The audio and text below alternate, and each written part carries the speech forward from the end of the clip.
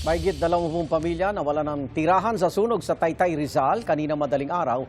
May unang balita si Bam Alegre. Ganito kalakas ang sunog na sumiklab sa Riverside sa barangay San Juan, Taytay, Rizal bandang hating gabi. Nagsimula ito sa looban sa hilera ng mga bahay malapit sa ilog. Itinaas ang unang alarma, hudyat para rumesponde ang di bababa sa 4 na fire truck. Marami ring fire volunteers ang tumulong na apulahin ang apoy.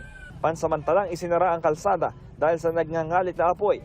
Sa initial estimate ng Bureau of Fire Protection, mahigit 20 bahay ang naapektuhan ng sunog.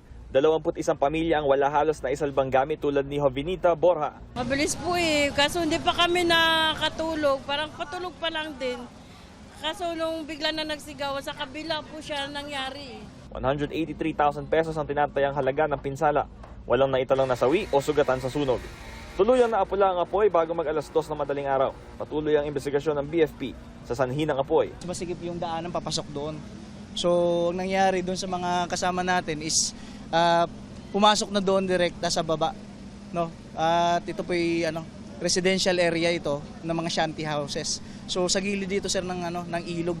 Ito ang unang balita mula Taytay, Rizal. Bam Alegre para sa GMA News.